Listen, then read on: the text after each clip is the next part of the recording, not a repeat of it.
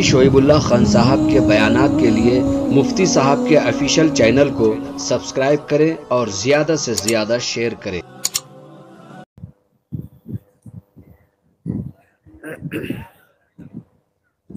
अल्हम्दुलिल्लाह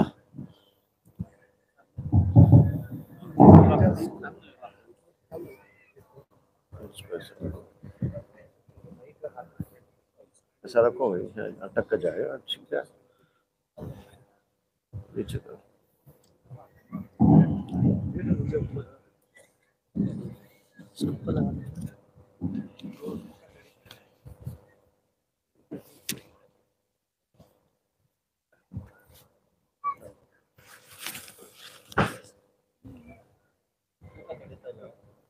अल्हम्दुलिल्लाह नहमदुहु व नस्तईनुहु व नस्तगफिरुहु व नु'मिनु बिही व नतवक्कलु अलैहि व नऊज़ु बिल्लाहि मिन शुरूरि अनफुसिना व मिन सय्यिआति अअमालिना। मन यहदिहिल्लाहु फला मुज़िल्ल लहु व मन युज़लिल्हु फला हादिय लहु। वनशहदु अल्ला इलाहा इल्लल्लाहु वहदहु ला शरीका लहु वनशहदु अन्ना सय्यिदना व मौलाना मुहम्मदन अब्दुहु व रसूलुहु सल्लल्लाहु अलैहि व अला आलिहि व अस्हाबिहि व अज़वाजिहि व ज़ुर्रिय्यातिहि व सल्लम तस्लीमन कसीरन कसीरा। अम्मा बादु फ़अऊज़ु बिल्लाहि मिनश शैतानिर रजीम। बिस्मिल्लाहिर रहमानिर रहीम। मा काना मुहम्मदुन अबा अहदिम मिर रिजालिकुम वलाकिन रसूलल्लाहि व खातमन नबिय्यीन व काना अल्लाहु बिकुल्लि शैइन अलीमा। सदक़ल्लाहुल अज़ीम। हज़रात उलमाए किराम, बुजुर्गान मोहतरम, नौजवानान इस्लाम और मेरी माँ और बहनों, आज का ये अजीम शान इजलास आपके इस इलाके के अंदर ख़त्म नबूवत के उन्वान पर मुनाकिद किया गया है। अभी आप हजरात प्रोजेक्टर पर जनाब मौलाना नौशाद साहब कासिमी से मुख्तलिफ फितनों की हकीकतों को जानने की कोशिश कर रहे थे। बिलाशुबा यह दौर फितनों का दौर है और फितने कई किस्म के इस वक्त में मुसलमानों को अपने घेरे में लिए हुए हैं। कुछ फितनों का ताल्लुक तो हमारे जिस्मों से, मालों से, ओहदों से, मनसबों से मुताल्लिक,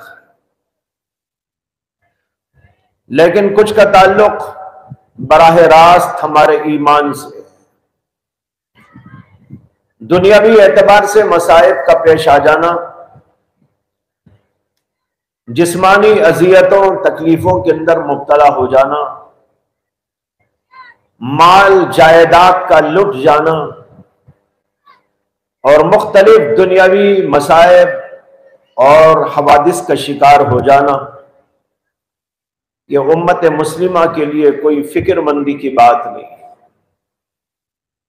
इसलिए कि मुसलमान इस दुनिया में आया है तो इस दुनिया में रहने के लिए नहीं आया है।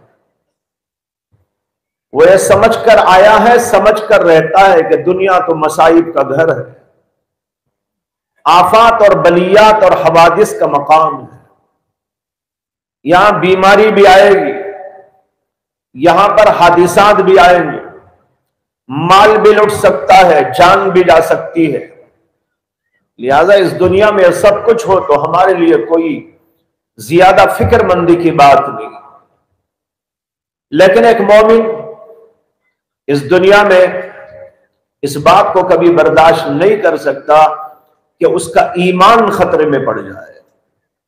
ईमान बहुत बड़ी और अजीम शान दौलत है जो अल्लाह अपने किसी बंदे को अता फरमा दे। अल्लाह ताला ने कायनात को बनाया, उसमें इंसानों को मुकद्दस मखलूक बनाकर, मुकर्रम मखलूक बनाकर पैदा किया और फिर हजरत अंबिया इकराम अलैहिमुस्सलातु वस्सलाम का सिलसिला जारी फरमाया और उनको हिदायत का रास्ता बताया ताकि वो गुमराही का शिकार न हो, जलालत की कोशिश न करें। अभी फर्ज आपको मालूम हुआ है, इलाज मालूम नहीं हुआ है। आप अभी इस वक्त चले जाएंगे तो कच्चे होकर जाएंगे, बहुत नुकसान होगा। इसलिए मैं आप अल्लाह से कहना चाहता हूँ पिज़्ज़ा न बनाए, ये पिज़्ज़ा न बनाए जो ₹1000 आपकी जगह बैठ जाए। बहुत कीमती बात होने वाली है, आप अहद करके बैठे हुए हैं यहाँ पर। अगर ये बात नहीं सुनेंगे तो बहुत परेशानी होगी, इसलिए मुकम्मल बात सुन करके जाएंगे।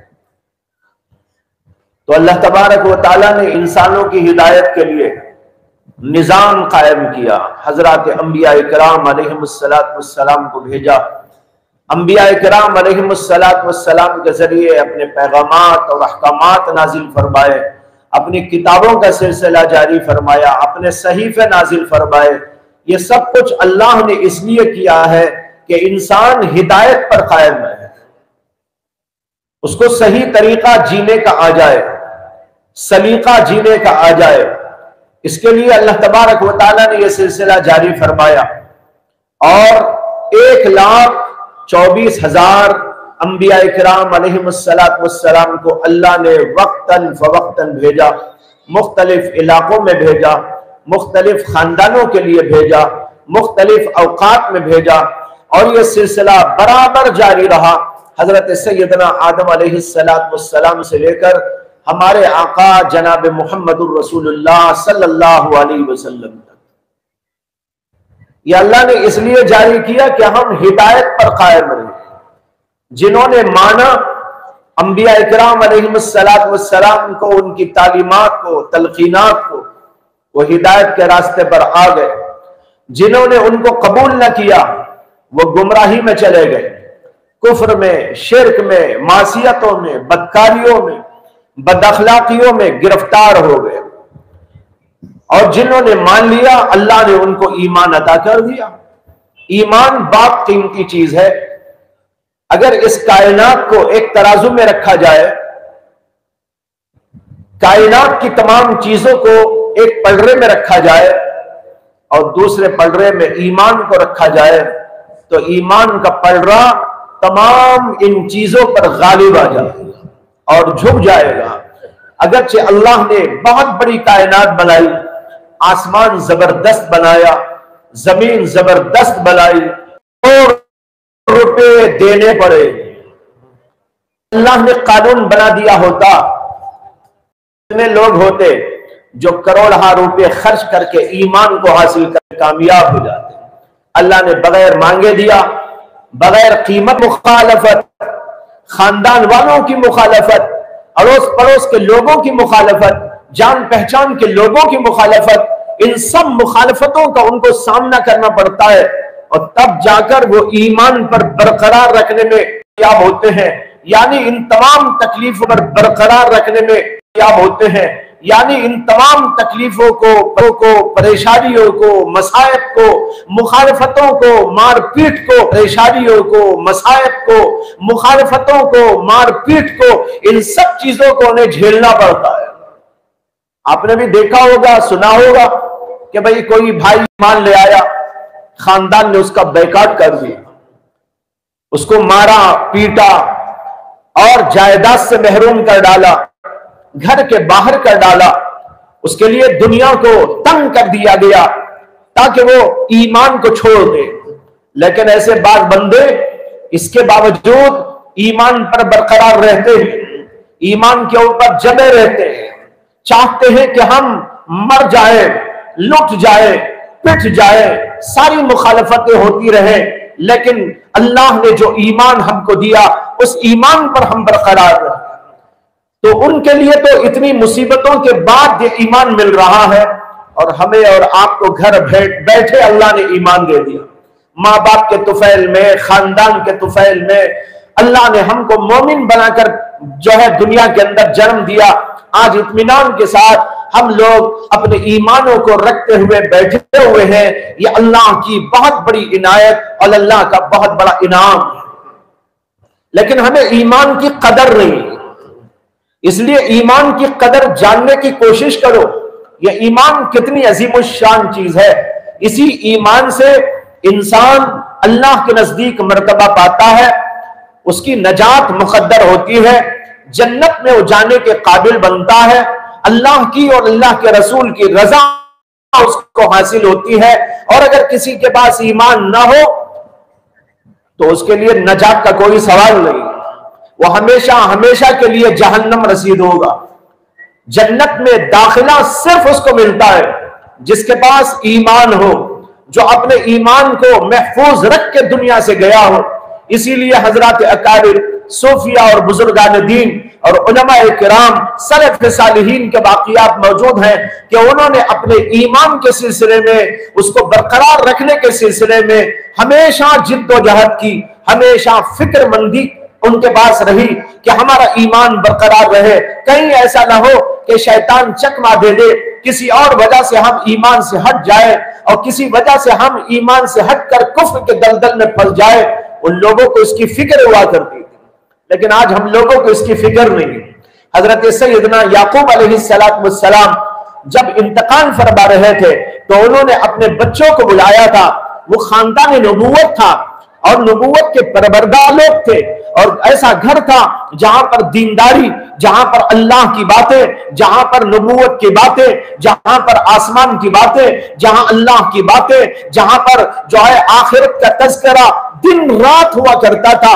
ऐसे घराने और ऐसे अजीमुश्शान घर के अंदर यह बात हो रही है कि हजरत याकूब अलैहिस्सलाम अपने बच्चों को इंतकाल के वक्त में बुलाते हैं और ये फरमाते हैं, मा ताबुदून मिन बादी, बच्चों मुझको बताओ, मैं मर रहा हूं, कुछ देर के बाद शायद मेरा इंतकाल हो जाए, मैं एक तसल्ली करके जाना चाहता हूं, मैं अपने आप को मुतमईन बना के जाना चाहता हूं कि मेरे बाप कहीं ऐसा तो नहीं कि तुम खुदा को छोड़ बैठो।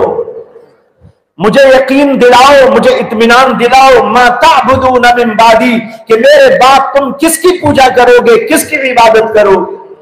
अल्लाह की। उन्होंने कहा, नाबुदु इलाहक, हम आपके परवरदिगार की इबादत करेंगे, आपके वालिद उनके परवरदिगार की इबादत करेंगे।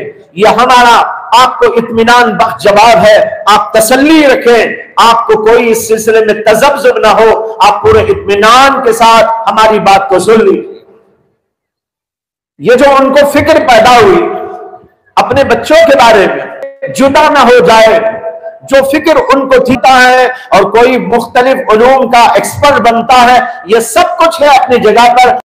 से भाइयों, कितने लोग हैं जिनको इस बात का फिक्र होता है कि मैं भी, मेरे बच्चे, मेरी नस्ल और मेरे जो है आसपास में रहने वाले मेरे मुताल्लिकीन, चाहे वो बीवी हो, मेरे माँ बाप हो, मेरे रिश्तेदार हो, मेरे भाई बहन हो, ये सब के सब ईमान के ऊपर बरकरार रहे। इस बात की फिक्र कितने लोगों को होती है? मालूम होता है कि हमारे पास ईमान की कदर नहीं, उनको ईमान की कदर थी। अब बाप मरता है तो ये कहकर बनता है, मैंने ये बिल्डिंग रखी है, मैंने ये पैसा रखा है, मैंने वो रखा है, तुम ये बांट लेना, तुम इसको दे देना, तुम ये ले लेना, तुम वो ले लेना। ये होता है, यानी लोगों के ज़हनों के अंदर माल, जायदाद और दुनिया की चीजों की वक़ात और अहमियत है, लेकिन ईमान की अहमियत नहीं है। हजरत याकूब अलैहिस्सलाम को ईमान की कदर थी, ईमान की अजमत और जलालत से वाकिफ थे, उसकी अहमियत और इफादियत उनके पेश नजर थी, इसलिए उन्होंने अपने बच्चों के सिलसिले में फिक्रमंदी का इजहार फरमाया। आज हर एक आदमी को अपने ईमान के बारे में फिक्रमंद रहना चाहिए। कहीं ऐसा ना हो कि कोई आए और हमारे ईमान को उचक के ले जाए। भाइयों, इसमें एक बात समझने की यह है कि हमें एक तो ईमान की कदर पैदा करना चाहिए और दूसरे यह है कि हमें इल्म दीन भी हासिल करना चाहिए। इल्म दीन अगर ना होगा कोई भी हमको उचक के ले जा सकता है। अभी आपको प्रोजेक्टर पर बताया जा रहा था, वो बातें सुनकर मेरे तो रोंगटे खड़े हो रहे थे, जिस्म हल रहा था। वो बात कोई कबूल भी कर सकता है जो मोमिन होने का दावेदार हो, जो मोमिनों के घर में पैदा हुआ हो, मोमिनों के घर में पैदा हुई हो, कोई ऐसी बच्ची, कोई ऐसी माँ, कोई ऐसी लड़की और कोई ऐसा खानदान, कोई जो है लड़का, ऐसा हो सकता है कि वो मोमिन होने के बावजूद इतनी बेहुदा से बेहुदा तरीन बात को कबूल कर। वो कह रहा है कि वो रियाज अहमद खुदा है। खुदा ही नहीं, रब्बुल अरबाब है, यानी खुदाओं का खुदा है। ला हौला वला कुव्वता इल्ला बिल्लाह।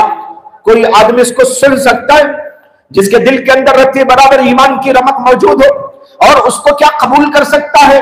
कबूल करने का क्या सवाल। लेकिन उसके बावजूद आपको बताया मौलाना ने, बालों ने कबूल किया, उसके दामे फरेब में गिरफ्तार हो रहे हैं। भाइयों, सोचने की बात है, गौर फिक्र की बात है कि उन्होंने क्यों कबूल कर लिया, कैसे कबूल कर लिया। इसलिए कबूल कर लिया, इल्म उनके पास मौजूद नहीं था, कुरान उनके पास मौजूद नहीं था, नबी की तालीम उनके पास मौजूद नहीं थी, वो खुदा से वाकिफ नहीं थे। जैसे किसी जमाने में यहूद ने, नसारा ने अपने दीन को इस तरह मलियामेट कर कर उनके सामने से खुदाई हकायक और नबूवत के हकायक हट गए थे, और उनको पता नहीं था कि अल्लाह क्या होता है, अल्लाह का रसूल क्या होता है। जैसे वो गिरफ्तार हो गए फरेब के अंदर, फितनों के अंदर, इसी तरह आज भी कुरान को छोड़कर, हदीस को छोड़कर, उलमा से दूरी और बोध के नतीजे में, मदारिस से दूरी और बोध के नतीजे में ऐसे लोग गिरफ्तार फितना होते जा रहे हैं। मुझे एक बात जहन में आ गई कि तौरात जो अब मिलती है, असल तौरात का तो पता नहीं, जो हजरत मूसा अलैहिस्सलाम पर नाजिल हुई थी किताब, उसका जिक्र कुरान में मौजूद है।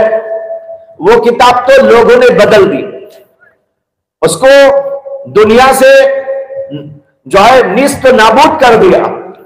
आज दुनिया में कहीं भी हजरत मूसा अलैहिस्सलाम पर नाजिल होने वाली तौरात मौजूद नहीं है।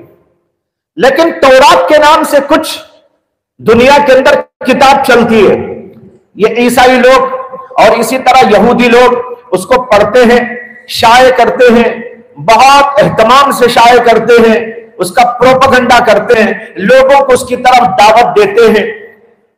उस मनगढ़ंत तौरात के अंदर एक अजीब और गरीब वाकया लिखा है।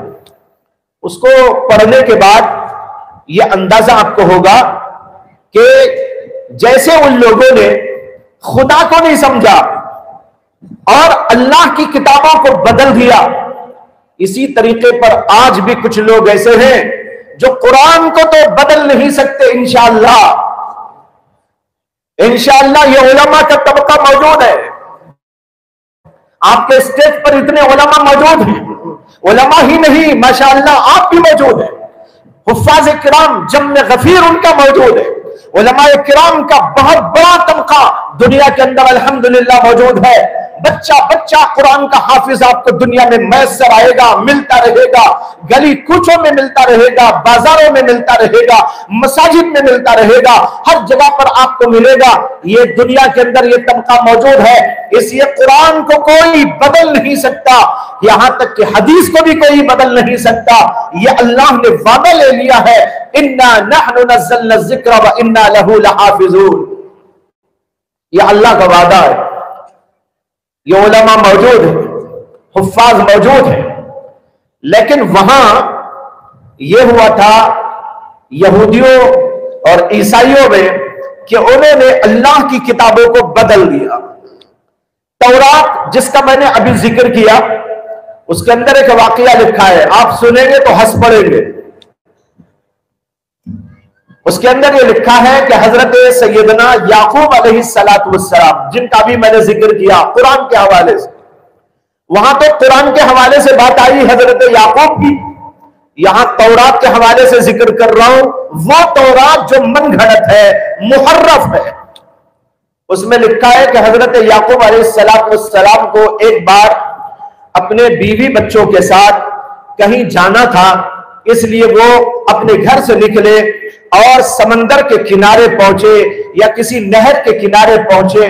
वहां से उनको कश्ती में सवार होकर कहीं जाना था। वहां पर गए तो उनको एक छोटी सी कश्ती मैसर आई।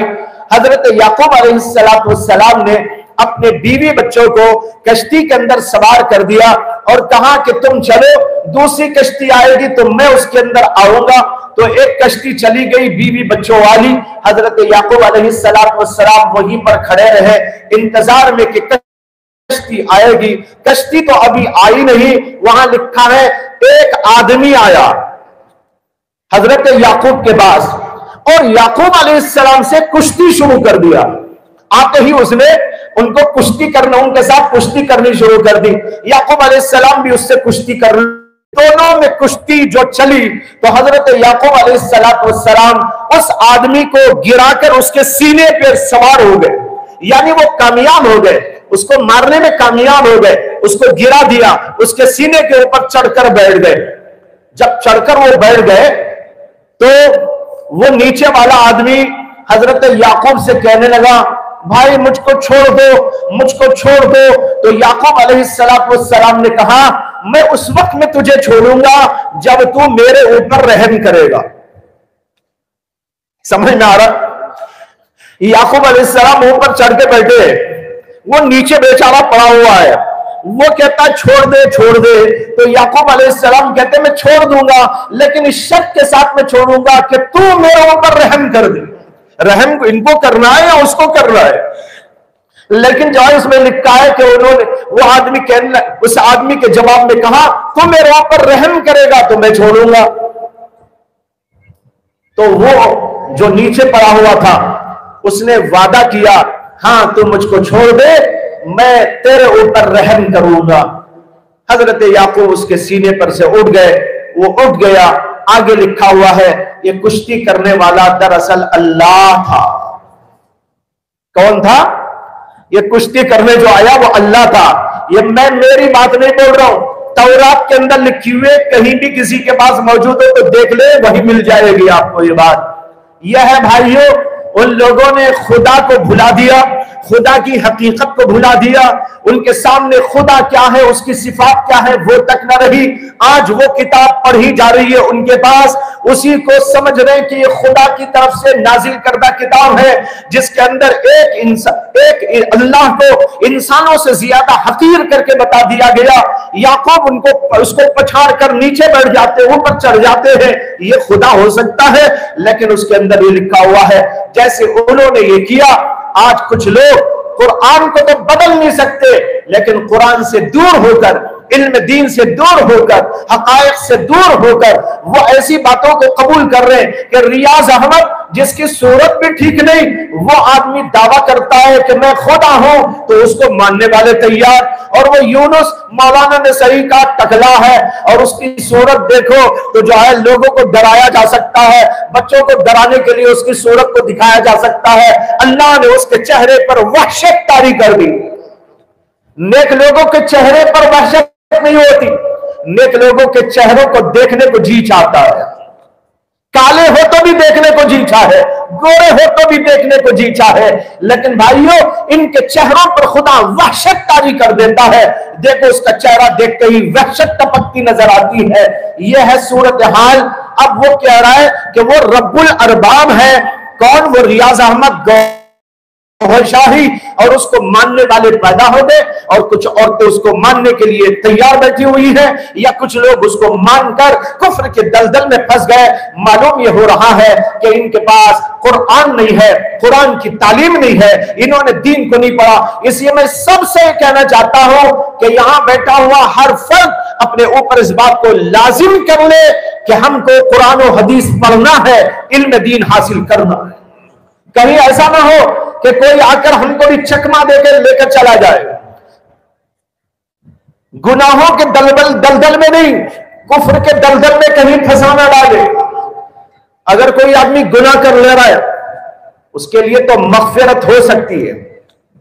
अल्लाह ने कुरान में कहा, इन्नल्लाह ला यग़फ़िरु अन युश्रक बिही व यग़फ़िरु मा दून ज़ालिका लिमन यशा। जिसके चाहे गुनाह अल्लाह माफ कर देंगे, लेकिन अल्लाह शिर्क के गुनाह को, और इसी में कुफ्र का गुनाह भी दाखिल है, कुफ्र और शिर्क के गुनाह को अल्लाह माफ नहीं करेगा जब तक कि वो दुनिया में रहते हुए तौबा न कर ले, ईमान कबूल न कर ले, ईमान की तरफ न आ जाए। तो भाइयों, कहीं ऐसा ना हो कि शैतान हमको ऐसी चीजों के अंदर फंसा डाले। इसलिए कुरान को पढ़ो, हदीस पाक को पढ़ो और उलमा के करीब आओ, मदारिस के करीब आओ, अपने ईमानों को तरोताजा रखो, मशाइख की खिदमत में जाया करो, अपने ईमानों को बनाने की कोशिश किया करो। यह हम सब के लिए इंतहाई जरूरी। कुरान पाक की वो आयत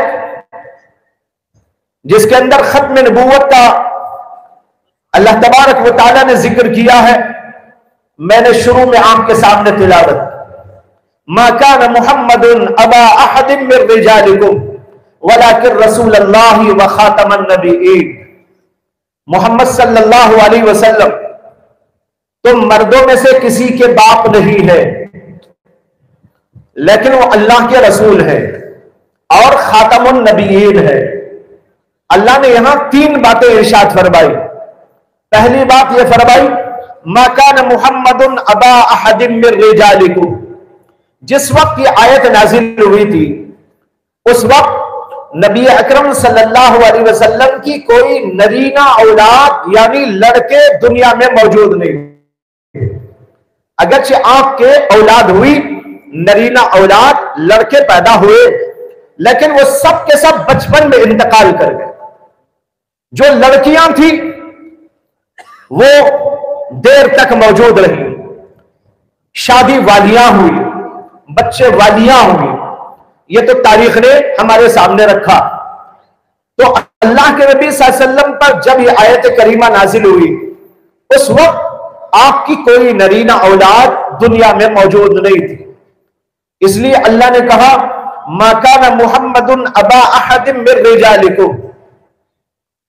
हो सकता है कि आप ये सोचने लगे हो कि ये बात अल्लाह ने बताई क्यों, क्या जरूरत थी अल्लाह को ये बात बताने की कि मोहम्मद सल्लल्लाहु अलैहि वसल्लम तुम मर्दों में से इस वक्त किसी के बाप नहीं है। बात यह हुई थी कि ये आयत करीमा नाजिल हुई ये खास पस मंजर में,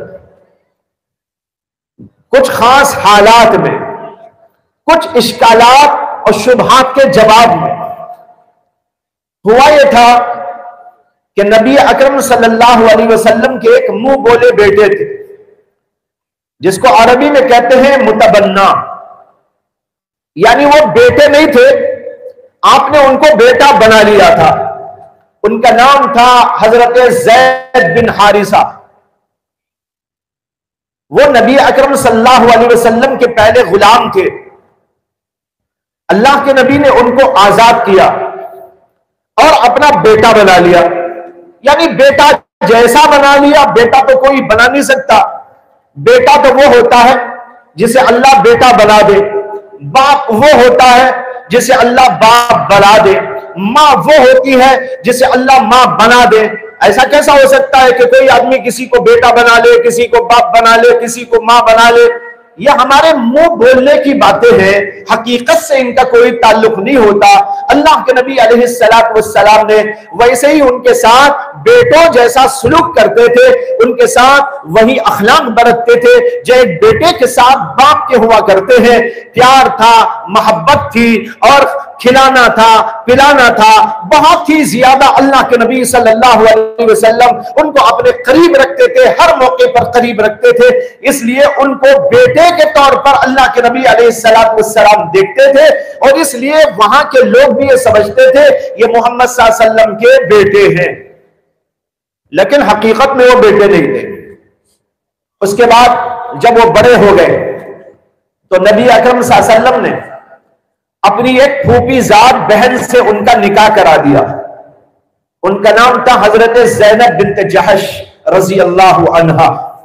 वो हुजूर अक़दस सल्लल्लाहु अलैहि वसल्लम की फूफीजाद बहन थी, इंतहाई खूबसूरत, कुरैश कबीले वो खानदान बड़ा आली, नसब बहुत ऊंचा और जाहिर के एतबार से, जिस्म के एतबार से इंतहाई खूबसूरत, हजारों में एक बल्कि लाखों में एक। अल्लाह के नबी अलैहिस्सलातु वस्सलाम ने हजरत ज़ैद बिन हारिसा से उनका रिश्ता करा दिया और निकाह हो गया। लेकिन निकाह होने के बाद मियां बीवी में मुनासबत नहीं हुई, दोनों में जरा खटपट चलती थी। हजरत ज़ैनब और हजरत ज़ैद दोनों के दरमियान वो नबी अकरम सल्लल्लाहु अलैहि वसल्लम को आकर रोजाना अपने वाकया सुनाते थे। आज ज़ैनब ने ऐसा कह दिया, मैंने ऐसा कह दिया, उन्होंने ऐसा कर दिया, मैंने ऐसा कर दिया। अल्लाह के नबी अलैहिस्सलातु वस्सलाम उनको तसल्ली देते, कुछ समझाते, कुछ हिदायत देते, पैगामात देते। लेकिन यह सिलसिला बढ़ता ही रहा, यहां तक कि एक बार हजरत ज़ैद हुजूर अक़दस सल्लल्लाहु अलैहि वसल्लम की खिदमत में आए और उन्होंने कहा, या रसूल अल्लाह, आज तो गजब हो गया कि मामला बढ़ते बढ़ते यहां तक नौबत पहुंची कि मैंने ज़ैनब को तलाक दे दी। यहां आकर यह रिश्ता खत्म हो गया। उसके बाद नबी अकरम सल्लल्लाहु अलैहि वसल्लम ने अल्लाह के हुक्म के मुताबिक हजरत ज़ैनब को पैगाम दिया निकाह का, और उनसे अल्लाह के नबी अलैहिस्सलातु वस्सलाम का निकाह हो गया। जब यह निकाह हुआ तो मक्के के लोग बहुत ज्यादा वावेला करने लगे और नबी अकरम सल्लल्लाहु अलैहि वसल्लम को बदनाम करने लगे। क्यों बदनाम करने लगे? उन्होंने कहा, अपनी बहू से निकाह कर लिया। बहू से निकाह करना तो बहुत गलत बात है। ज़ैद ये बेटे हैं हुजूर के, और उनकी ये और बेटे रसूल अल्लाह, वो बाप तो तुम में से किसी के नहीं है। खत्म करे और उसकी इस्लाह करे, वो अल्लाह के रसूल है। अल्लाह के रसूल का काम ये होता है नजरियात की इस्लाह करना, हक को वाज़े करना, बातिल को वाज़े करना, हक को हक बताना, बातिल को बातिल करना। इसलिए उन्होंने शादी की। और फिर आगे ये फरमाया, वाला रसूल अल्लाह व खातमन नबी। ये भी एक इश्काल का जवाब है।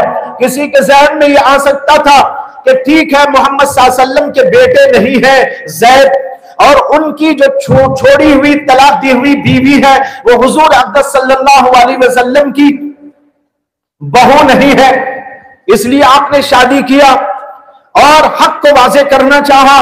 लेकिन क्या जरूरी था कि आप ही करते, बाद में आके कोई कर लेता? अल्लाह ने जवाब दिया, वलाकिन रसूल अल्लाह व खातमन नबीय्यीन। आप तो नबियों के सिलसिले को खत्म करने वाले हैं। आपके बाद कोई नबी नहीं आएगा। जब कोई नबी नहीं आएगा तो दुनिया में इस्लाह कौन करेगा? इसलिए अल्लाह ने साफ साफ तरीके पर इस बात का इजहार फरमा दिया और कहा कि वलाकिन रसूल अल्लाह व खातमुन नबीय्यीन। और इसी से मालूम हुआ कि खातमुन नबीय्यीन का माना है आखिरुन नबीय्यीन, आप आखिरी नबी, आपके बाद कोई नबी आने वाला नहीं। और खुद नबी अकरम सल्लल्लाहु अलैहि वसल्लम ने अपनी अहादीस के अंदर इसका जिक्र किया और यह बताया, अल्लाह ने कहा है कि वलाकिन रसूल अल्लाह व खातमुन नबीय्यीन, और फिर कहा व अना नबियुन ला नबिय्य बादी, मैं एक ऐसा नबी हूं कि मेरे बाद कोई नबी आने वाला नहीं। आपने अपने आप को आखिर नबी कहा, अपने आप के बारे में कहा ला नबिय्य बादी, मेरे बाद कोई नबी नहीं। इस किस्म की बेशुमार हदीस मौजूद है। हजरत मौलाना मुफ्ती शफी साहब रहमतुल्लाह अलैह ने एक किताब लिखी है, बड़ी अजीमुशान किताब, जिसका उन्माई खत्म नबूवत। उसके अंदर उन्होंने इस सिलसिले की तमाम आयात को, इस सिलसिले की बहुत सारी अहादीस को और उसके साथ हजरात सहाबा किराम के अक़वाल को और उलमा के अक़वाल को बहुत तफसील के साथ, हवालों के साथ जमा किया। लंबी चौड़ी 3 जिल्दों की किताब है और उसके अंदर उन्होंने बताया पूरी दुनिया में हमेशा हमेशा उम्मत मुस्लिमा इस बात पर मुत्तफिक है, शुरू से लेकर आखिर तक, सहाबा से, ताबईन से, तबे ताबईन से, उसके बाद के अदवार में, हर दौर में हजरात उलमा, मुहद्दिसीन और फुक़हा, मुज्तहिदीन उम्मत हर दौर के इस बात पर मुत्तफिक है और आज तक मुत्तफिक है कि अल्लाह में कोई नबी आने वाला नहीं। और इस अकीदे को हमारे उलमा ने लिखा कि ये कतई और जरूरी है। कतई का माना है पुख्ता दलाइल के साथ, कुरान और हदीस के पुख्ता दलाइल के साथ, जिसके अंदर किसी किस्म का शक को रैब नहीं हो सकता। ऐसे पुख्ता दलाइल के साथ ये अकीदा साबित, और ये जरूरियात ईमान में से है। जरूरियात ईमान का मतलब यह है हर दौर में उम्मत मुस्लिमा के लोग इस अकीदे को खुले तौर पर, वाज़े तौर पर मानते चले आए। लिहाजा शुरू से लेकर आखिर तक उम्मत का इस अकीदे पर बरकरार रहना, यह बहुत पुख्ता दलील है इस बात की कि मोहम्मद सल्लल्लाहु अलैहि वसल्लम के बाद कोई नबी नहीं। जो लोग नबूवत के दावेदार सल्लल्लाहु अलैहि वसल्लम ने उनके बारे में भी पेशगोई कर दी। आपने कहा इन्नहु कज़्ज़ाबून यज़अमु कुल्लुहुम अन्नहु नबी वला नबी अबादी। आपने कहा मेरे बाद 30 झूठे लोग पैदा होंगे। सलासून कज़्ज़ाबून, 30 झूठे लोग पैदा होंगे। उनमें से हर एक इस बात का दावा करेगा कि वो नबी है, वो पैगंबर है, का दावा करते हुए लोग आएंगे। आपने आखिर में फरमाया ला नबी अबादी, मेरे बाद कोई नबी नहीं। इसको अच्छी तरह याद रख लो। झूठे लोग आते रहेंगे, तुम्हें दामे फरेब में गिरफ्तार करने की कोशिश करते रहेंगे, लेकिन इस अकीदे को मजबूती के साथ अपने दिलों के अंदर जमा लेना, मेरे बाद कोई पैगंबर और कोई नबी आने वाला नहीं। एक नुक्ता यहां पर यह समझते चले, हर नबी जो आता था अपने बाद आने वाले पैगंबर का पता देके जाता था। हजरत आदम हो, हजरत नूह हो, हजरत इब्राहिम हो, हजरत इस्माइल हो, हजरत दाऊद हो, हजरत सुलेमान हो या और कोई पैगंबर हो, हर पैगंबर अपने बाद के बारे में कहकर जाता था मेरे बाद नबी आएगा, मेरे बाद पैगंबर आएंगे, तुम उनकी इत्तिबा करना, तुम उन पर ईमान लाना, तुम उनका साथ देना, तुम उनके ऊपर ईमान लाकर उनके हाथ उनको जो है मजबूत करना। यह हर पैगंबर अपने बाद वाले पैगंबर की खबर वो पेशगोई देके जाता था। यहां तक कि जमाना आया हजरत सैयदना ईसा अला नबीना अलैहिस्सलातु वस्सलाम का, तो हजरत ईसा अलैहिस्सलातु वस्सलाम भी अपने बाद वाले पैगंबर की पेशगोई करके गए। कुरान कहता है कि हजरत ईसा अलैहिस्सलातु वस्सलाम ने बनी इसराइल से खिताब करते हुए फरमाया कि मेरे बाद भी नबी आएंगे, इस्मुहु अहमद, जिनका नाम अहमद होगा। अहमद को आप जानते हैं या नहीं जानते? वही जिनका नाम मोहम्मद है, उन्हीं का नाम अहमद भी है। आपका एक नाम मोहम्मद था, आपका एक नाम अहमद था। गुलाम अहमद कादियानी जो पैदा हुआ, उसने हिंदुस्तान की सरजमीन पर नबूवत का दावा किया। पंजाब के इलाके का रहने वाला था, उसी के मानने वालों को कादियानी कहते हैं। वो कादियान बस्ती का रहने वाला था। उसने दावा किया मैं पैगंबर हूं, और अजीब अजीब दावे का।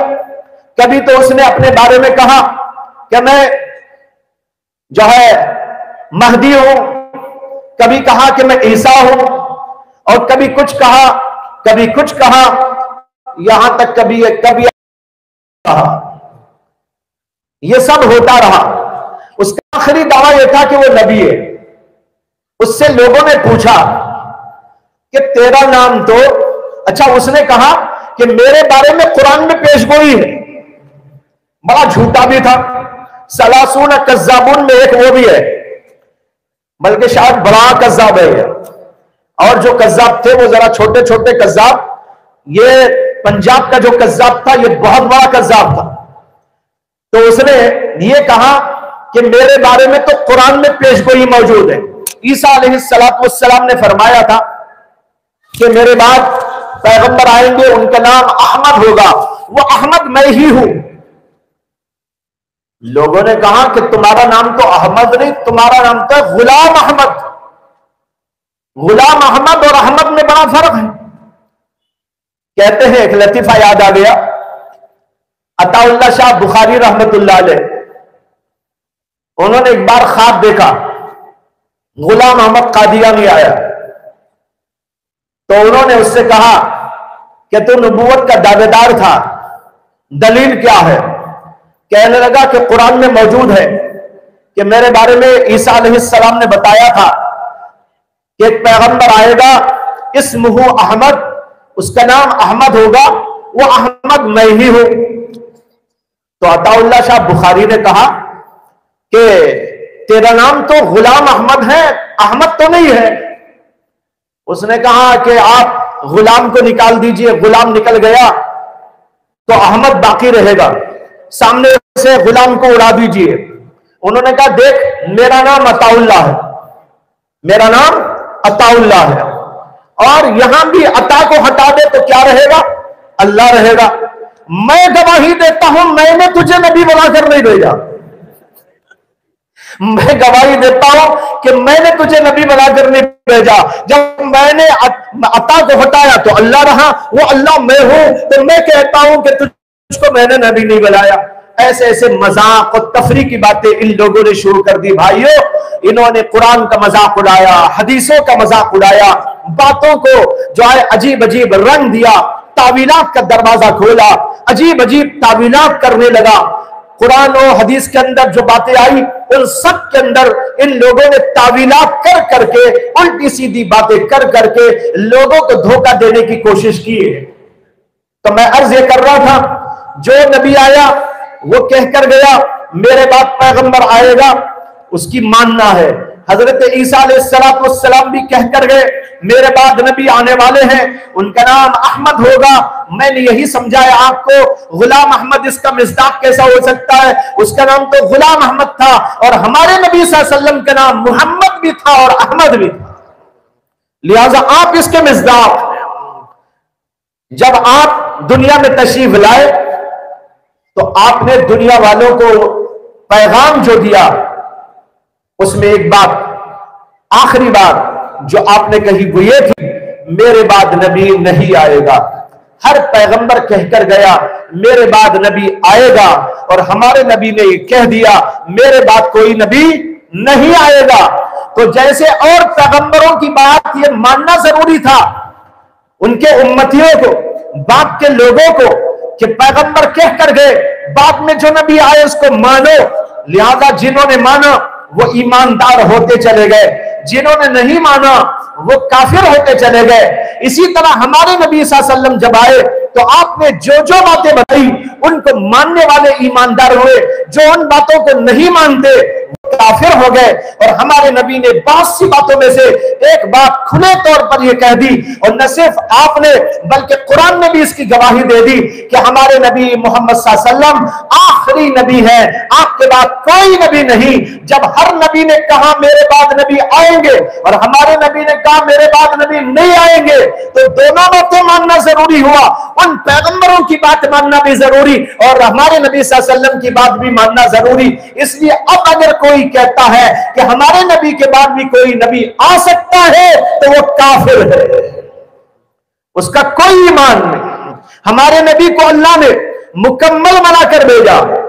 यहां पर ये समझते चलिए, पहले जो पैगंबर आते थे वो मखसूस इलाकों के लिए आते थे, मखसूस खानदानों के लिए आते थे, मखसूस जमाने के लिए आते थे।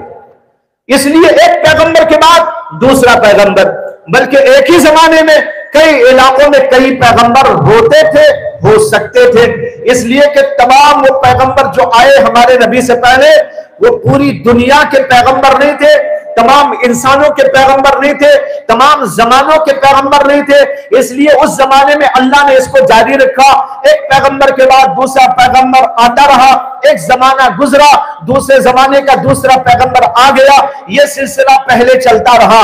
लेकिन हमारे नबी आकाए नामदार ताजदार मदीना सरवर कायनात सल्लल्लाहु अलैहि वसल्लम को अल्लाह ने पूरी दुनिया का नबी और पैगंबर बनाया, तमाम तबकात का पैगंबर नबी बनाया, तमाम जमानों के पैगंबर और नबी बनाकर भेजा। अब आपकी नबूवत का जो दौर है वो कयामत तक का दौर है, कयामत तक आप ही की नबूवत चले। ईसा अलैहिस्सलाम की नबूवत चंद सालों चली, उसके बाद खत्म।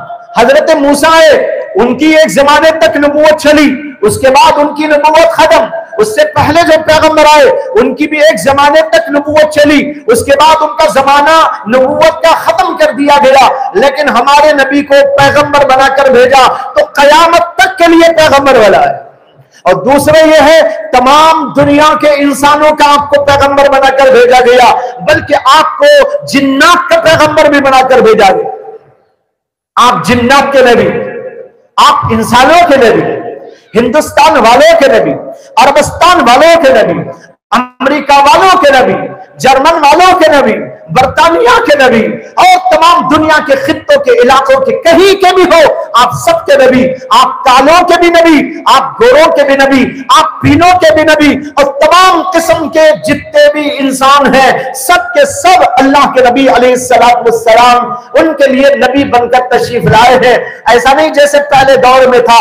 लिहाजा इसको याद रखो कि आप दुनिया में आए आखिरी पैगंबर बनकर क्यों आए, इसलिए कि आपको कयामत तक का नबी बनाया गया और तमाम दुनिया के इंसानों का पैगंबर और नबी बनाकर भेजा गया।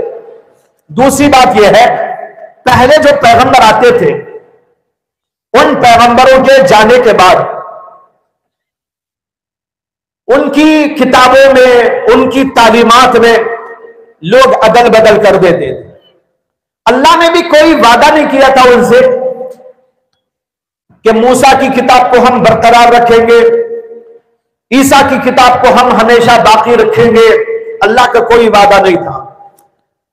1,24,000 पैगंबर दुनिया में आए, उनके जाने के बाद उनकी तालीमात लोगों ने भुला दी, बास को अदल बदल कर दिया, तौरात को तहरीफ का शिकार कर दिया, इंजील के अंदर गड़बड़ी मचा दी। इंजील आज एक नहीं है, दुनिया में 4 इंजीलें। ईसा अलैहिस्सलाम पर तो एक इंजील आई थी, लेकिन आज ईसाइयों के पास आप जाकर पूछे तो वो 4 इंजीलें आपको दिखाएंगे। अब इनसे जरा पूछिए कि ईसा अलैहिस्सलाम पर एक इंजील नाजिल हुई थी या कई इंजीलें नाजिल हुई? कहेंगे एक इंजील। आप उनसे पूछिए 4 कहां से आ गई?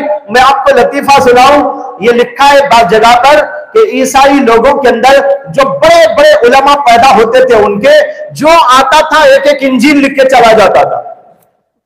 जो बड़ा आलिम पैदा हुआ, तसनीफ और तालीफ का शौकीन पैदा हुआ, बड़ा आलिम माना गया, तो उसने एक इंजील लिख डाली। इंजीलों की भरमार हो गई, 100 से ज्यादा, 150 से ज्यादा इंजीलें हो गई। अब लोगों में बड़ा इख्तिलाफ हुआ, इस इंजील में कुछ लिखा है, इसमें कुछ लिखा है, उसमें कुछ लिखा है, आखिर कौन सी इंजील को हम माने?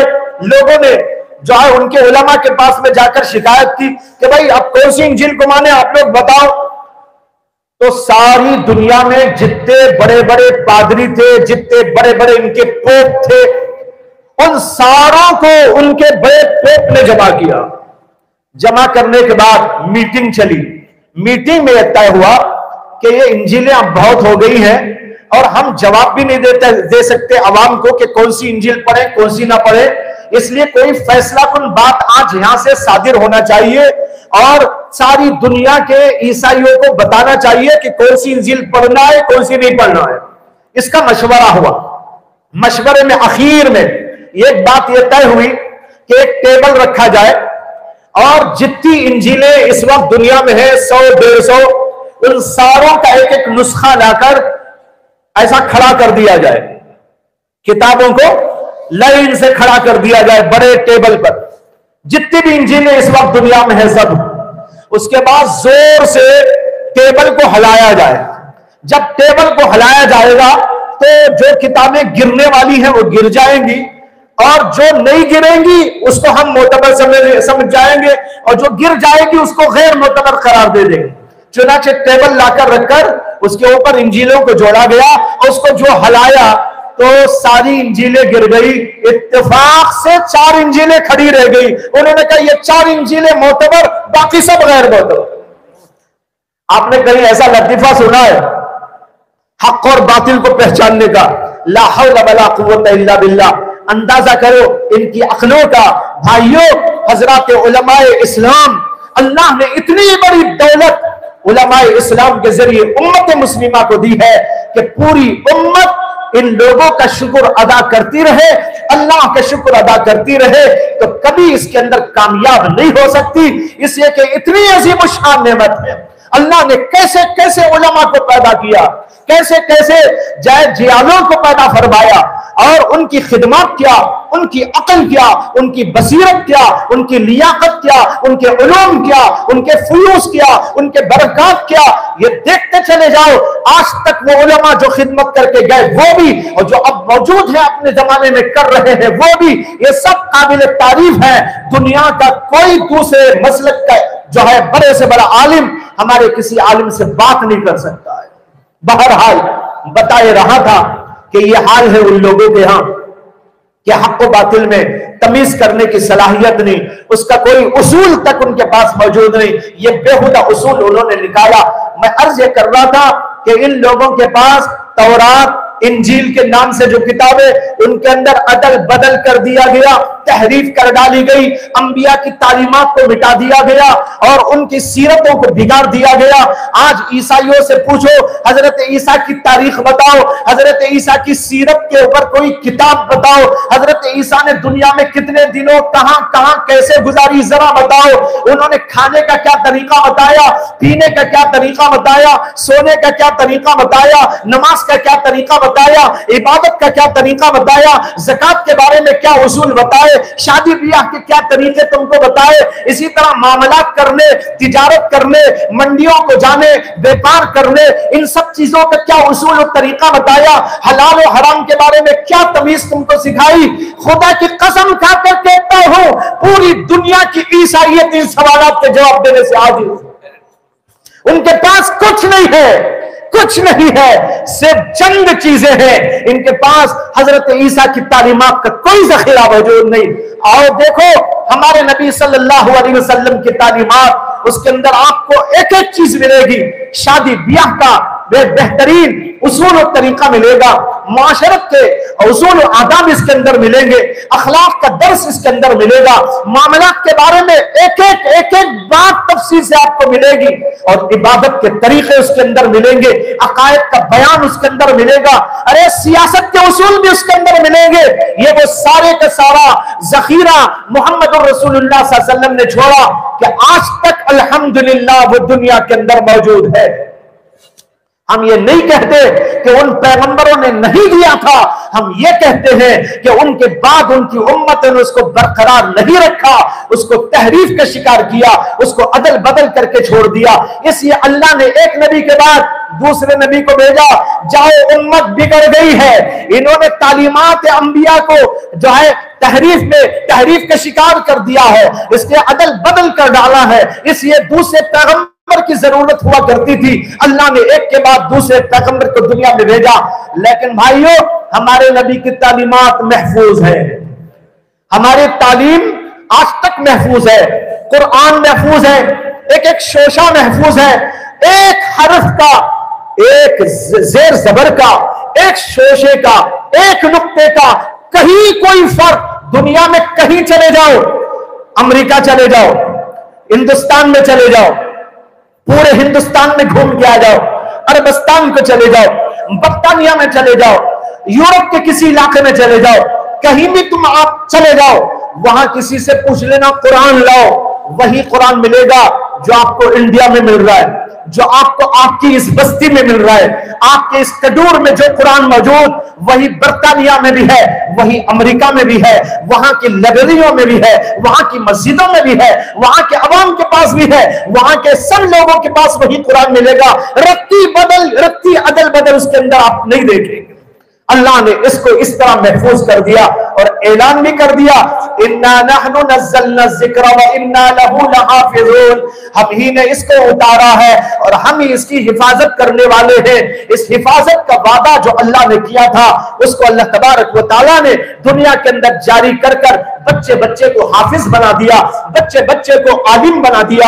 आज ये उलूम, ये फुलून, अल्लाह के नबी की सीरत और अल्लाह के नबी सल्लल्लाहु अलैहि वसल्लम के सहाबा तक की सीरत महफूज है। और किसी भी हदीस को आप उठाकर देखकर ये भी मालूम कर सकते हैं ये अल्लाह के नबी की फरमूदा हदीस है या मनगढ़ंत है। उसके लिए दो उलूम हमारे उलमा ने पैदा किए, अस्मा और रिजाल का इल्म, जिसके जरिए आपको पता चलेगा कौन रावी कैसा, उसका हाफिजा कैसा, उसकी दियानत कैसी, उसका ईमान कैसा, उसकी जिंदगी कैसी, उसके अखलाक कैसे, उसका तर्ज माशरत कैसा, एक एक रावी के बारे में पूरी जानकारी हमारे पास मौजूद है। कोई भी आके उसको देख सकता है।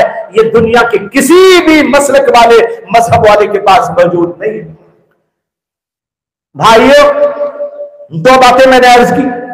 एक बात तो यह अर्ज की कि हमारे नबी के पहले जो पैगंबर आते थे वो महदूद जमानों, महदूद इलाकों के लिए, और हमारे नबी को तमाम दुनिया का, तमाम जमानों का नबी बनाया गया। दूसरी बात मैंने ये अर्ज की, पहले जमाने में जो पैगंबर आए उनके जाने के बाद उनकी तालीमात मस्क कर दी जाती थी, हज़फ कर दी जाती थी, उनमें बिगाड़ पैदा कर दिया जाता था। लेकिन हमारे नबी जो तालीम और शरीयत और कुरान और अल्लाह की तरफ से अहकामात लेकर आए, उसके अंदर अदल बदल कुछ नहीं। जो आप लेकर आए वही आज तक मौजूद, इंशाअल्लाह क़यामत तक मौजूद रहेगा। यह हुफ़्फ़ाज़ का इतना बड़ा तबका सिर्फ इस छोटे से एक इजलास के अंदर जमा है। दुनिया में कितने हुफ़्फ़ाज़, कितने उलमा मौजूद हैं जो इस दीन की हिफाजत करते चले जाए। तीसरी बात यह समझिए कि पहले जमाने में जो पैगंबर आते थे वो पैगंबर अपनी जगह पर मुकम्मल होने के बावजूद भी आखिरी और इंतहाई दर्जे तक उनकी नबूवत नहीं पहुंचती थी। यह बहुत अहम नुक्ता है। यह ऐसा समझो आप जैसे बच्चा पैदा होता है तो बच्चा मुकम्मल ही होता है।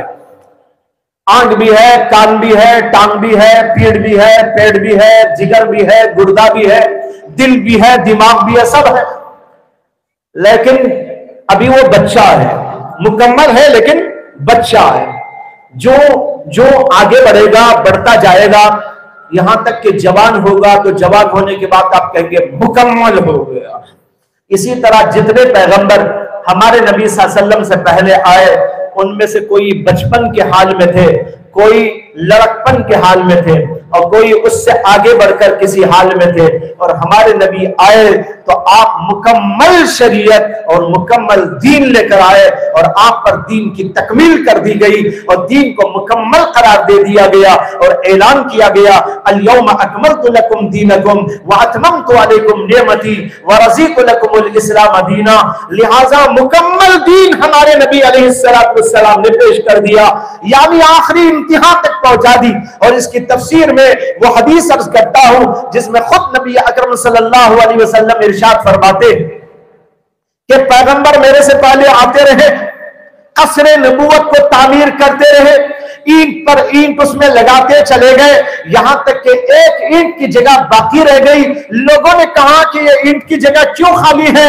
अल्लाह के नबी कहते हैं मैं उस ईंट की जगह को पूरा करने वाला हूं, यानी कसरे नबूवत की तकमील मैं कर रहा हूं। पहले जो भी पैगंबर आए उन्होंने एक एक ईंट लगा दी, लेकिन कसरे नबूवत अभी नामुकम्मल था।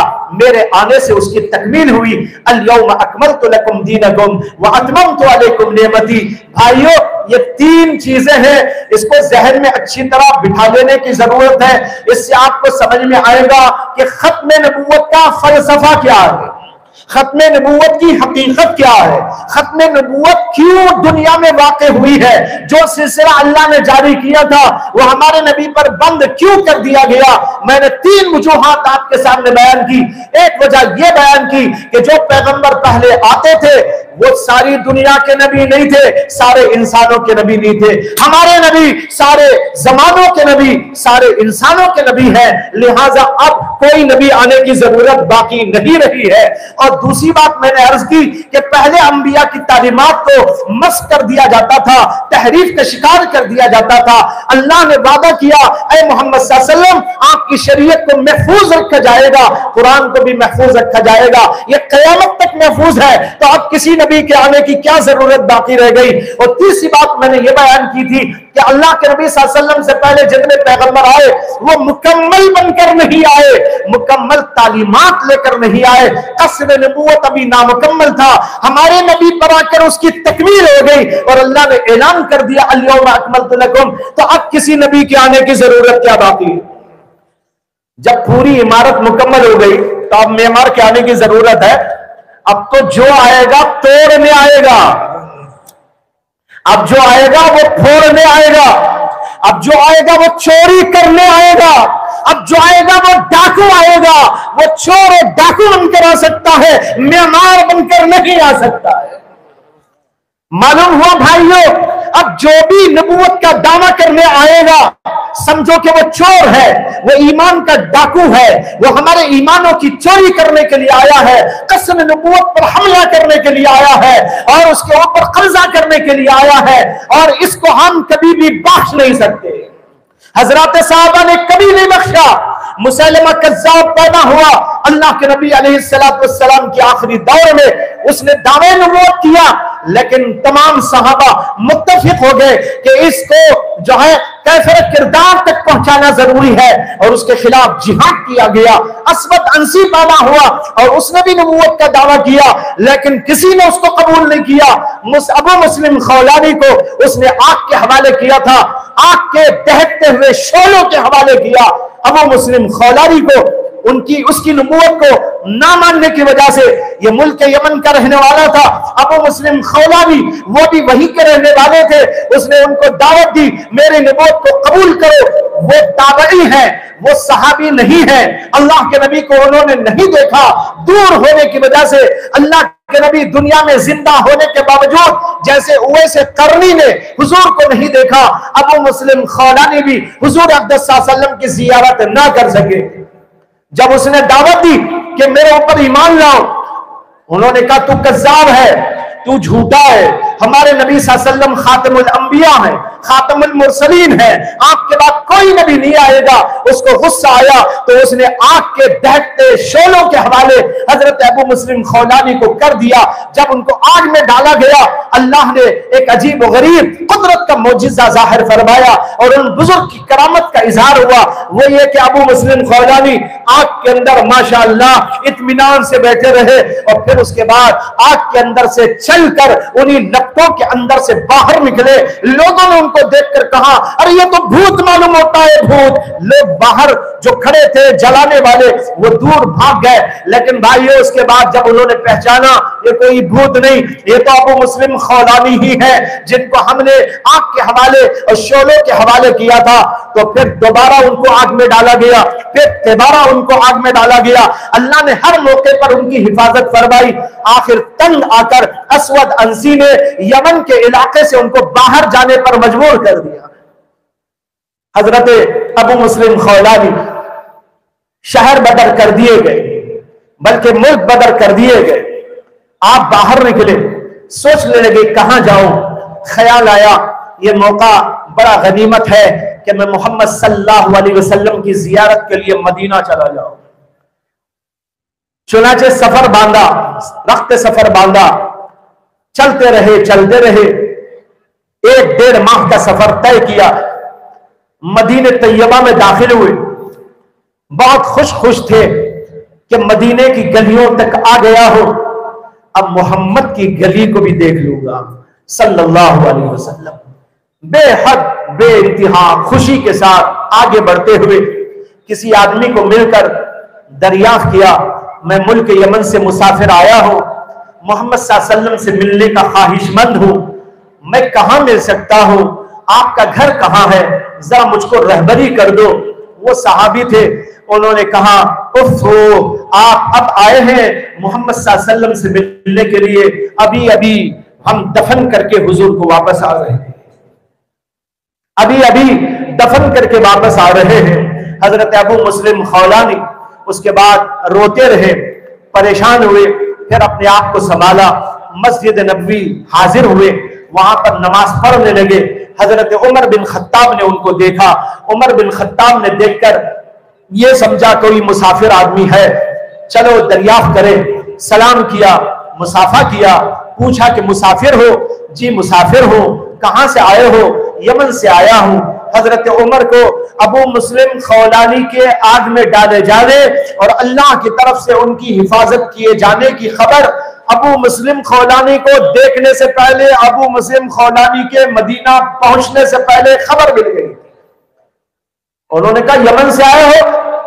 जी यमन से आया हूं, हमने सुना है असवद अंसी के नाम से एक काफिर नबूवत का दावा कर रहा है और उसने एक मुसलमान को आग में डाल दिया था और अल्लाह ने उसको बचा लिया। क्या तुम उसको जानते हो? हजरत अबू मुस्लिम खौलानी ने अर्ज किया कि जनाब वो शख्स मैं ही हूं, मेरे ही साथ ये मामला पेश आया। हजरत उमर आगे बढ़े, गले लगाया, सर पर बोसा दिया और ये जुमला फरमाया कि ये वो शख्स है कि अल्लाह ने इस आखिरी दौर में इनके साथ वो मामला किया जो पहले दौर में हजरत इब्राहिम खलीलुल्लाह अलैहिस्सलाम के साथ में किया था। आग को गुलो गुलजार बना दिया, इसी तरह अल्लाह ने इनके लिए भी आग को गुलो गुलजार बना दिया। बताए राहो भाइयों, कभी भी हमारे उलमा ने, हजरत सहाबा ने इस बात को बर्दाश्त नहीं किया कि किसी को जो है नबूवत का दावा करते हुए देखे, बल्कि इमाम आजम अबू हनीफा तो यहां तक फरमाते हैं अगर कोई नबूवत का दावेदार सामने आए और कोई मुसलमान उससे ये पूछ ले कि तेरे नबी होने की दलील क्या है, तेरे नबी होने पर तो क्या कोई मौजिजा दिखा सकता है, अगर कोई मुसलमान उससे ये पूछ ले तो ये पूछने वाला काफिर हो जाए। क्यों? इसलिए कि मालूम होता है कि उसका ज़हन अंदर से बोल रहा हाँ नबी हो सकता है, इसलिए तो पूछ रहा है। इमाम अबू हनीफा कहते हैं ये पूछना भी गलत, ये पूछना भी कुफ्र है। अगर कोई नबूवत का दावेदार सामने आए, कहा जाएगा तो झूठा है, तो हजार मौजिज़े दिखाए, हजार करामतें दिखाए और उल्टा लटक जाए, जमीन पर न चलकर हवाओं पे उड़ने लगे, आसमानों तक पहुंच जाए, कुछ भी तो कर ले, लेकिन मोहम्मद सल्लल्लाहु अलैहि वसल्लम की बात सच्ची है, तेरी करामत झूठी है, ये तमाम की तमाम चीजें झूठी है, ये कहकर हमको मोहम्मद सल्लल्लाहु अलैहि वसल्लम की नबूवत और खत्म नबूवत पर पुख्तगी के साथ यकीन अपने अंदर पैदा करना है। यह हमको तालीम दी गई है। भाइयों बुजुर्गों, आज मसला सिर्फ खत्म नबूवत का नहीं है, बल्कि उससे आगे बढ़कर यह हो गया कि बाद लोग वो तक कह रहे हैं कि खुदा बन जा रहे हैं। अभी आपको सुनाया गया और प्रोजेक्टर पर दिखाया गया, नबूवत पर हमला ही नहीं, यहां तो रुबूबियत पर भी हमला हो रहा है। कैसे कैसे जाहिल, अनारी, बल्कि जो है बदबख्त, काफिर, मुर्तद, इंतहाई, जिनके लिए हमारे पास अल्फाज नहीं, ये अल्फाज जो मैं बोल रहा हूं ये बड़े मुहज्जब गालियां हैं।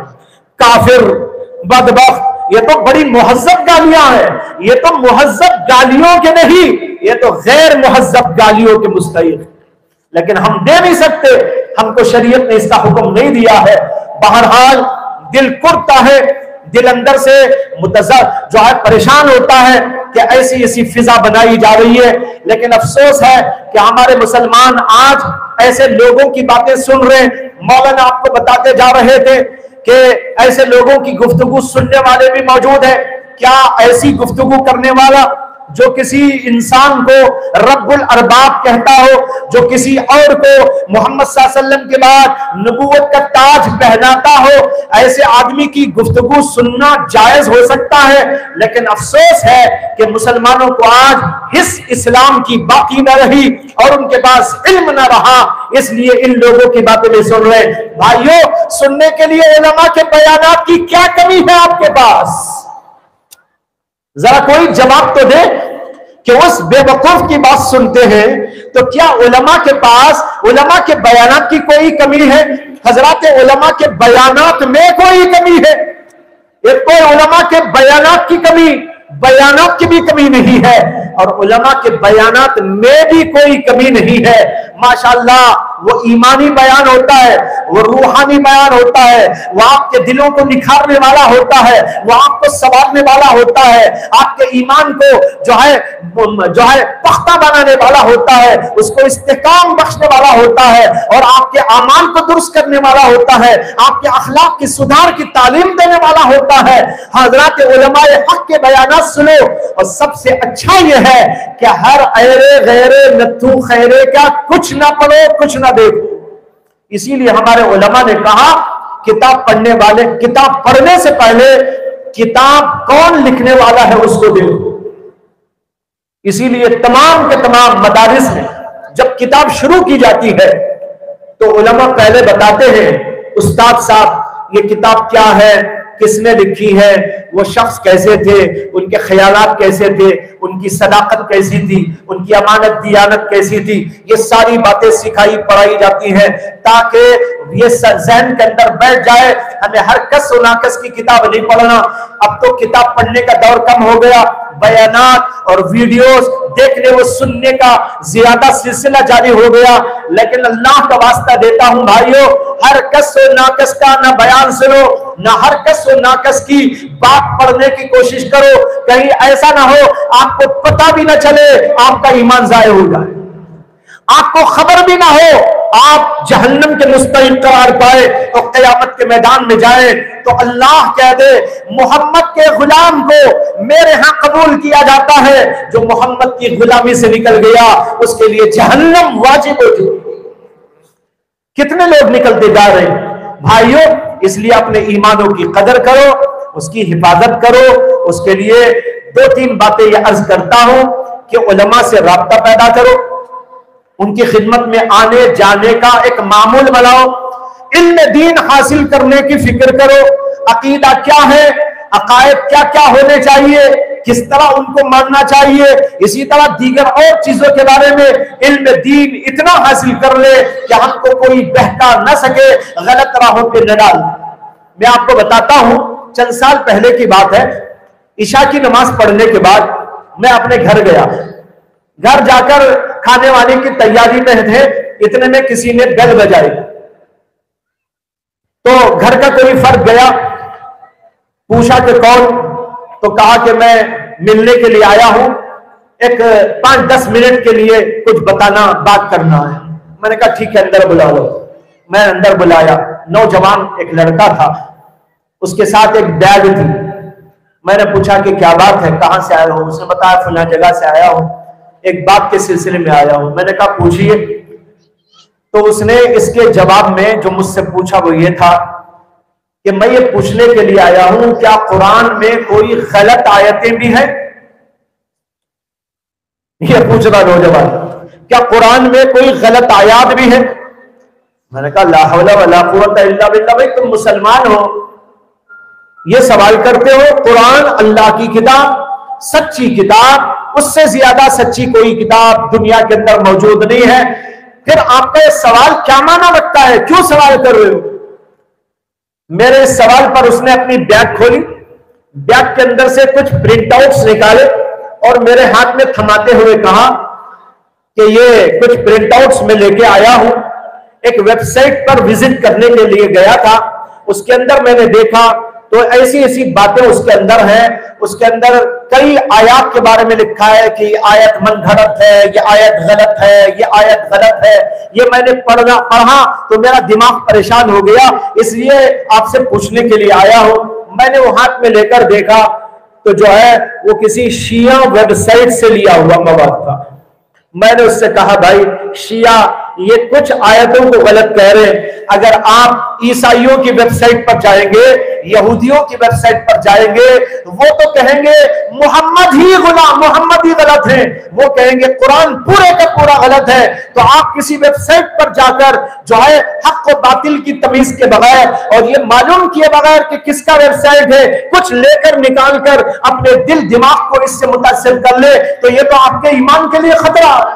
फिर बहुत देर तक मैंने उसको समझाया, विजिट करो तो पहले उलमा से पूछ लेना या जानकार से पूछ लेना कि भाई किसकी वेबसाइट पर मैं विजिट कर सकता हूं और उसको देख सकता हूं। आप देखेंगे तो यहूदियों के वेबसाइट है और यहूदियों ने वेबसाइट जारी किए हैं, नाम क्या रखा है, islam.com। मुसलमान बच्चा, स्टूडेंट, कॉलेज का पढ़ने वाला, दिमाग का कच्चा, इल्म का कच्चा, ईमान का कच्चा, और ये जाकर बैठकर उसको देखता है, ये समझकर बैठ जाता है कि भाई इस्लाम का मवाद इसमें मिलेगा। इस्लाम के शौक में, इस्लाम के मुताले के शौक में ऐसे वेबसाइट का क्यों विजिट करता है। कुरान.com, इस्लाम.com ऐसे नामों से यहूदियों ने और बातिल फिरकों ने जो है वेबसाइट खोल रखे हैं ताकि मुसलमानों के ईमान को गारत कर दे। इसलिए हम लोगों को उलमा से राब्ता करना चाहिए, बगैर तहकीक कहीं नहीं जाना चाहिए। एक बात याद रख लो, इल्म के हासिल करने का जरिया वेबसाइट नहीं हो सकता।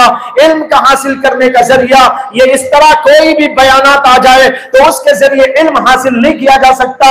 इल्म हासिल करने का मुस्तनद तरीका यह है, अपने इलाके के उलमा या उन उलमा की खिदमत में जाकर इल्म हासिल करो जो मुस्तनद माने जाते हैं, जिनको अथॉरिटी तस्लीम किया जाता है। जब तक आप उनकी खिदमत में नहीं जाएंगे, कुछ मालूमात उल्टी सीधी हो सकती है लेकिन इल्म नहीं आ सकता, बल्कि इल्म की बर्बादी होती है, नजरियात खराब हो जाते हैं, हत्ता कि कभी ईमान भी बर्बाद हो जाता है। इन चंद बातों पर मैं अपनी बात को खत्म करते हुए इस प्रोग्राम को मुनक्किद करने वाले हजरात का शुक्रगुजार हूं। पहले तो उनको मुबारकबाद पेश करता हूं कि इन हजरात ने एक बहुत ही अहम उन्वान पर और मौजूदा दौर की जरूरत के पेश नजर खत्म नबूवत के उन्वान पर इस जलसे का इनेकाद किया और उसके अंदर लोगों को जो फितने और जो हालात हैं उससे भरपूर वाकिफियत कराने की कोशिश की और इन फितनों से रूशनास कराया। भाई, इन फितनों से रूशनास होकर खुदा न खास्ता आप लोग वहां जाकर फंसने की कोशिश ना करें। हमने ये भी देखा है, जब उनको बताया गया वो फितना है, उसी को जाके टच करने लगे। नतीजा हुआ कि खुद उसमें जाकर मुब्तला हो गए। अल्लाह का वास्ता, उलमा पर एतमाद रखो और कुरान और हदीस पर एतमाद रखो। आपको जो यहां कहा गया ये वो मुस्तनद बातें हैं जो सहाबा ने बताई, जो अंबिया हमारे नबी ने बताई, जो कुरान ने बताई और सहाबा ने बताई, ताबईन और तबे ताबईन ने बताई। पूरी उम्मत जिसके ऊपर अब तक चली आ रही है वो बातें आपको बताई गई। आज का कोई खिलाड़ी, बल्कि जैसे कि मैं कह चुका हूं और इस अल्फाज के अंदर कोई रत्ती बराबर भी मुझे मुबालगा नजर नहीं आता कि ये डाकू और हमारे ईमान के चोर हमको बर्बाद करने के लिए आए तो हम उनकी तरफ क्यों तवज्जो दें। इसलिए इस तरह होना नहीं चाहिए। बहरहाल इस आम तरीन उन्वान पर यहाँ पर यह जलसा, अज़ीमुश्शान जलसा मुनाकिद किया गया। बहुत सारे उलमा तशरीफ लाए, अपने अपने ख्यालात का इज़हार किया, आपके ईमान को झिझोड़ा, आपके ईमान को मजबूत करने की कोशिश की। मैं इन सब हजरात को मुबारकबाद देता हूँ और उसके साथ शुक्रिया अदा करता हूँ कि उन्होंने मुझे हकीर को, फकीर को इस जलसे में खिताब करने का मौका दिया और आप सब हजरात से मुझे मुखातब होने का मौका मिला और दीन और शरीयत की बात और खत्म नबूवत के सिलसिले में कुछ हक़ायक़ आपके सामने पेश करने की अल्लाह ने सआदत बख्शी। अल्लाह हम सबको ईमान पर, अपने आमाल पर, दीन इस्लाम पर हमेशा हमेशा के लिए बाकी रखे। आमीन व आखिरु दावाना या अल्हम्दुलिल्लाह।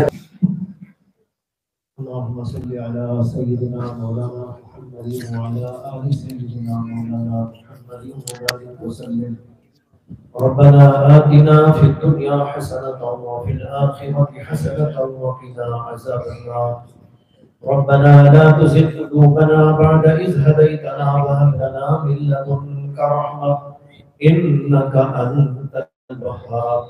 रब्बना ला तजअलना फितनतन लिल क़ौमिज़ ज़ालिमीन वनज्जिना बिरहमतिका मिनल क़ौमिल काफ़िरीन।